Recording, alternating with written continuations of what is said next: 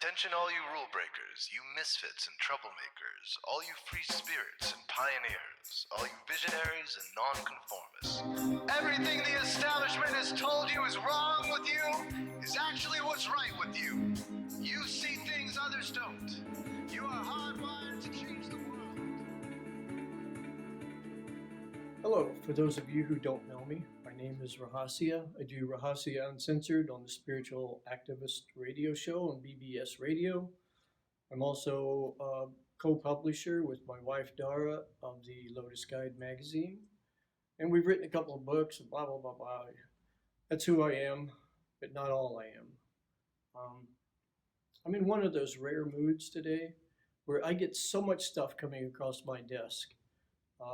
Publishing a magazine, I get all kinds of people sending me stuff. Today I got a bunch of stuff from everybody from David Wilcock to Deborah Tavares and the list goes on.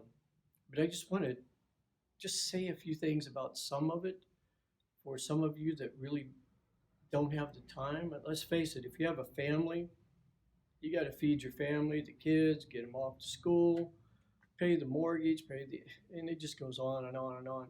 And that's by design, by the way. You're not supposed to have time to look into all of this stuff. By whatever quirk of luck or destiny, I seem to have that time. And I really try to look into things and verify it before I put it out there. Here's just a few. Let's talk about Facebook, okay? I just wrote an article on flat screens and how the social media is sucking our kids in. And the people in Silicon Valley, the hardware designers, the software designers, the code writers, they don't let their kids go to a normal school. They send them to Waldorf schools. Waldorf schools don't allow their kids to have flat screens of any kind. No computers, iPhones, iPads, no nothing. They sit there with a pencil and paper and figure it out by hand. They know the secret behind looking at a flat screen all day. That's a whole subject in itself, and that's going to be in the next issue of LotusGuide. You can also read it online too at LotusGuide.com, along with a lot of other articles down this direction. But let's talk about Mark Zuckerberg for a second. The guy's a moron. I mean, I don't know if you've heard him testify in front of Congress. He can hardly speak. He's a buffoon. And he's been that way since the beginning. Facebook, they're finding out now, was originally funded by DARPA, which is a government website that pretty much does all the innovation and controls all of the new technology that's used against us. They're behind 5G too, by the way. They were also funded by the DoD, Department of Defense, the Office of Net Assessment. And what's interesting is how and how this happens, I don't know. Maybe it's by design also. They have planted the seeds of their own destruction, meaning them, the government. They're the ones that really push the internet. Now it's the internet that's coming back to bite them in the ass.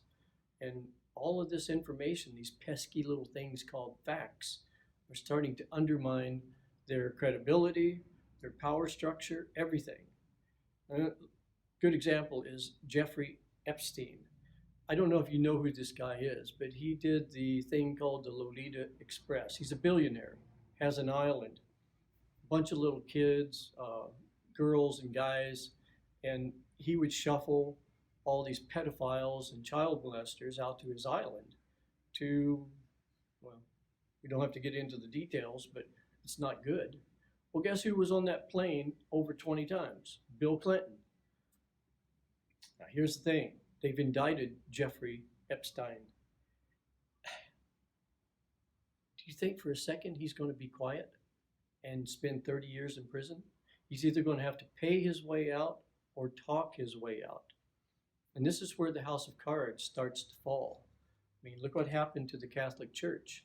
It was a breeding ground, a collective agency for pedophiles, and it got so out of hand that it's all but crippled the Catholic Church, and they'll never be the same. Let's face it.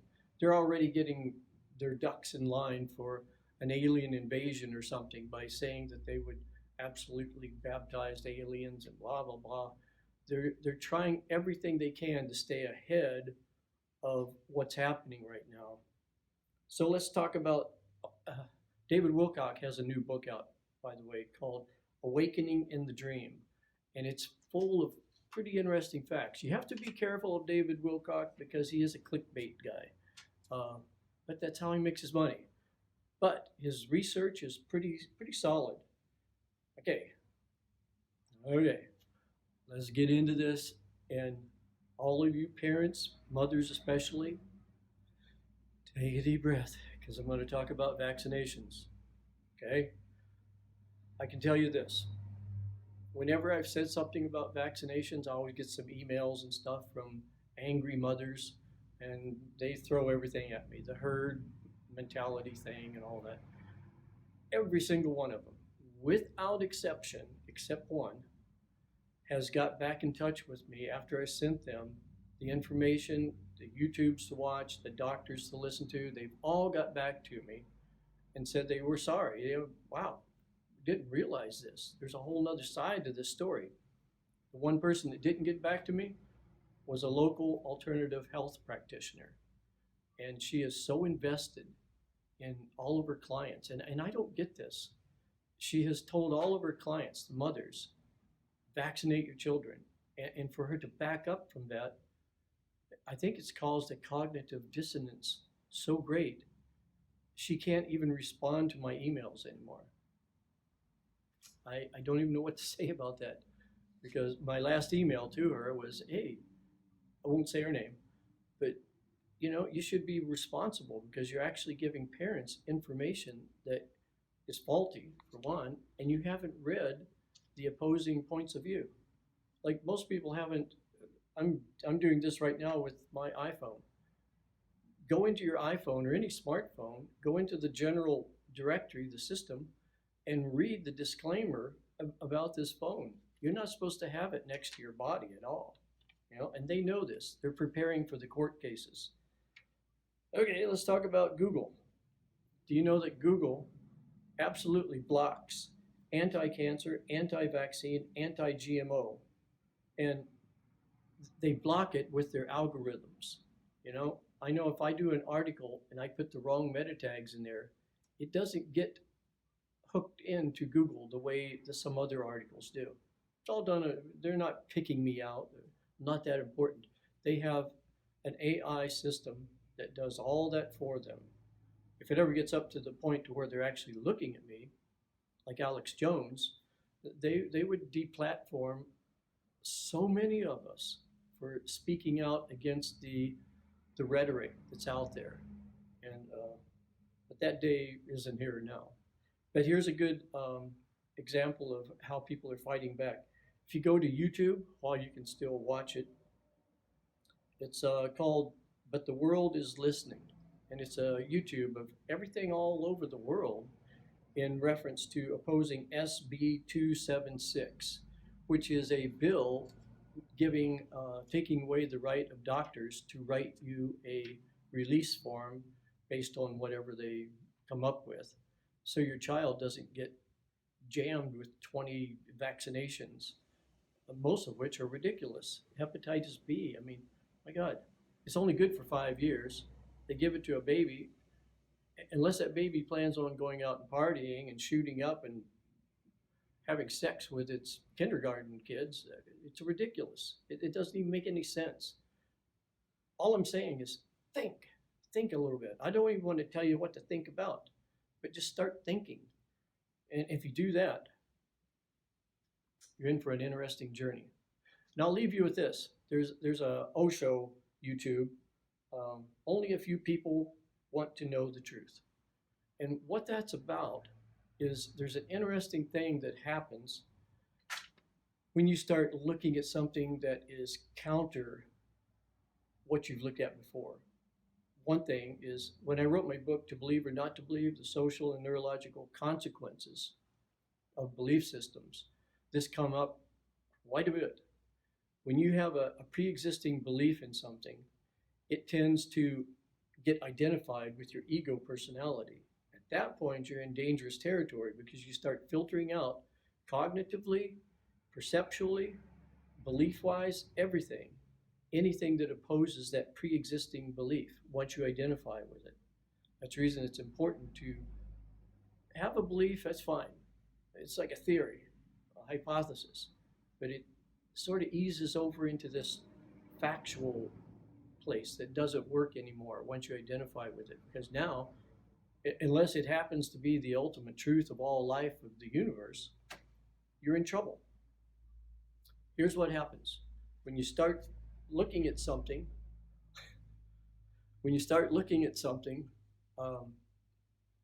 that opposes that point of view, but it also is attached to the mind, attached to the personality, the ego.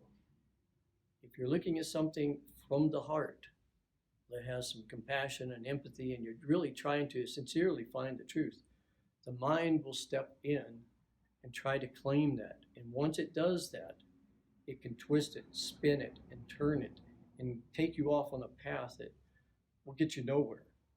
I see this happening in meditation circles. People take workshop after workshop after workshop. They try this meditation and that meditation and another meditation. They are so addicted to workshops and meditation that they forgot what the original journey was about, which was to awaken. This is the mind. The mind comes in and says, this is mine. I'll take you, trust me. You don't have to listen to your heart, and it will divide you from your heart. And look at the world today. We are in a heartless social system globally of people that don't really care about other people. I was talking with a friend of mine back east, Cosmic Bob. Cosmic Bob is a trip, but he is so right on in the fact that he's at a point in his life where he's realized that almost everybody he knows has an agenda. And as I look out in my life, yeah, a lot of the people I know have an agenda. It's a win-win situation. It's a give and take. There's a lot of people out there that they just want to take. And this is what we need to get away from. You know, my wife Dara and I, I'm here at the center right now at 6268 Skyway, Paradise. And it's to help the community. We're going to start a open mic night, movie night. We've already had meditations here, a sound bath. We've had people come in from all over the state to meet just to teach the local residents how to deal with really entrenched bureaucracy, the planning commission, all the people that we're up against right now in building this place. So we have to get around old traditional ways, and there's a way to do that and avoid conflict. I think the first thing to do is seek first to understand, then to be understood. And I think that's all for today. I just wanted to blast out a few things. Maybe it helped a few of you to get you thinking again. You don't have to disagree or agree with me. It's just information, facts of information. But it's just information meant to get you to start thinking again. And I have no agenda. I have no dog in any of these fights. My kids are all grown. Everything's done. I know all about Facebook. I have no investment in it, or YouTube, or anything. It just is what it is. And if I can use it, keep using it until I can't use it anymore, that's fine. Whatever. That was one of my uncle. He passed away a few years ago. He had a hat that said, whatever. He says, the older I get, the more important that word has become. Whatever. And it's not like giving up. It's just like, whatever. We're on this incredible life journey. And if you get involved in every drama, it'll bring you down. So thank you for listening.